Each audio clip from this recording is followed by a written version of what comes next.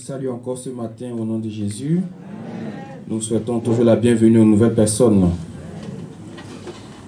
Nous allons prendre deux petits tests ce matin, deux petits tests. Vous voyez, chacun de nous ce matin est venu avec un besoin, avec un sujet dans son cœur. Chacun est venu avec un sujet. Tu veux que Dieu fasse. Et si tout de suite là, Dieu descend, et puis Dieu demande, qu'est-ce que tu veux qu'il fasse pour toi? Peut-être qu'on ne va pas finir la journée. Hein? Amen. Parce que tu vas demander ou tu vas demander. Si on prend peut-être la moitié de la salle, on va finir demain à 16 h comme ça. Ça sera en train de demander.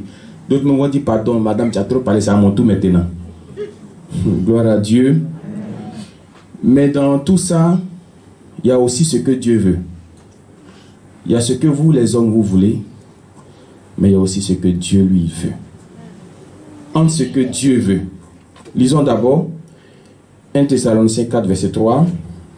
C'est au tableau, c'est sur les écrans.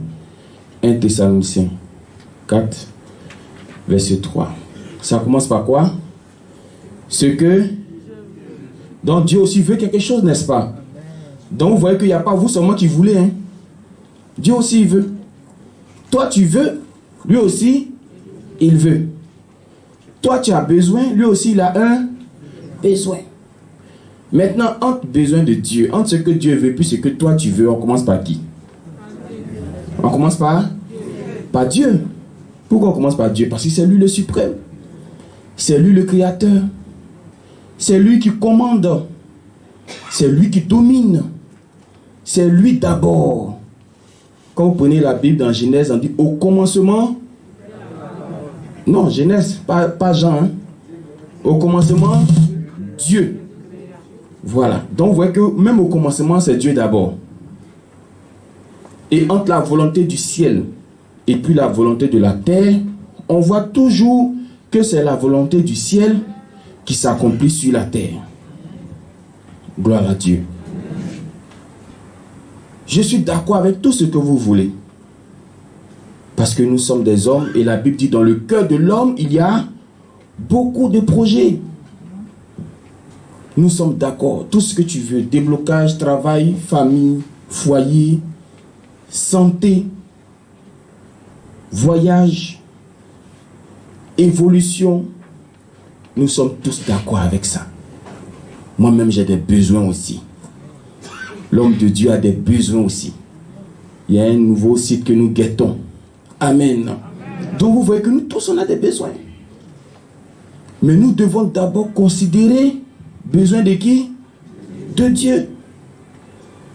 Parce que si tu considères pour Dieu, qu'est-ce que Dieu fera en retour? Il va considérer pour toi. Amen. Et ce que Dieu veut, c'est quoi? C'est notre sanctification. Lui n'a pas de problème. C'est vrai, tu peux payer tes dîmes, tes offrandes, tout. Mais il dit ce qu'il veut d'abord. C'est notre sanctification. Amen. C'est ce qui va nous conduire dans le deuxième test. Pourquoi Dieu veut notre sanctification? La sanctification, vous connaissez déjà le thème. Vous savez que c'est se mettre à part.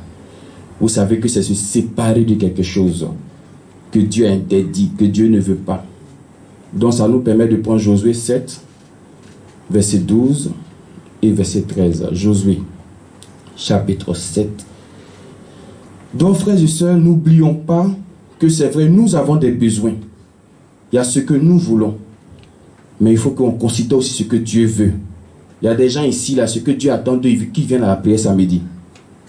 Amen. Il y a des gens comme ça, Dieu attend ça d'eux, qui viennent à la prière. Parce que Dieu ne les voit pas. Ici, le texte nous dit dans Josué chapitre 7, versets 12 et 13. Aussi, les enfants d'Israël ne peuvent-ils résister à leurs ennemis? Ils tourneront le dos devant leurs ennemis, car ils sont sous l'interdit. Amen. Les enfants d'Israël, c'est le peuple de Dieu, n'est-ce pas? Il y a un interdit au milieu d'eux. C'est-à-dire, il y a quelque chose que Dieu ne veut pas. Il y a quelque chose que Dieu n'aime pas, qui est au milieu d'eux. Et Dieu dit, à cause de cette chose-là, ils ne pourront pas faire face à l'ennemi. Amen. À cause de cet interdit-là, ils ne pourront pas s'arrêter devant leurs ennemis. Vous savez que nos maisons sont truffées d'ennemis. Vous savez que les villages sont truffés d'ennemis. Les quartiers sont envahis. Le matin, tout est beau, mais la nuit, vous savez ce qui se passe. Les plaies que nous montrons, les personnes malades, les problèmes, tout ça, là, vous savez d'où ça vient. Mais Dieu dit que tant que tu n'enlèves pas l'interdit, là, tu ne peux pas t'arrêter devant tes ennemis. Et quand on continue le texte, il dit, je ne serai plus avec vous. À cause de quoi? Même interdit là. Vous comprenez pourquoi maintenant Dieu dit ce que je veux, c'est votre sanctification. Parce que si tu ne mets pas la sanctification devant, tu ne pourras pas t'arrêter devant tes ennemis. Et vous savez que Dieu ne se plaît pas dans le péché. C'est le même qui dit d'abandonner la colère. Parce que dans la colère, il ne peut pas se manifester. Et la Bible est claire là-dessus, la colère de l'homme n'accomplit pas la justice de Dieu. Donc quand il y a un interdit dans ta vie, Dieu dit, tu ne peux pas t'arrêter devant tes ennemis. Quand il y a ça dans ton cœur, il dit, il ne peut pas marcher avec toi. C'est pourquoi il a conseillé au verset 13, lève-vous, sanctifie, lève-toi, sanctifie le peuple. Amen. Donc Dieu dit ce qu'il attend de nous, c'est qu'on se mette à part, c'est qu'on se distingue, c'est que tu fasses la part des choses. Il faut savoir ce qui est pour Dieu et puis ce qui est pour le monde. Et puis toi, tu choisis ton camp. Gloire à Dieu. Amen. Dieu peut faire tout ce... Même dans la Bible, quand vous prenez Deutéronome 28, il dit ce que tu veux, la main c'est petit. Lui, voyez ce qu'il va te donner. Il dit, il va te bénir à ton départ, à ton arrivée. Il va bénir grenier, il va bénir. Mais à une seule condition encore. Quelle condition? Si tu fais tout ce qui est écrit dans la parole de Dieu. Donc vous voyez qu'on revient encore sur notre premier test. Ce que Dieu veut, c'est votre sanctification. Que Dieu nous aide, que Dieu nous bénisse au nom de Jésus.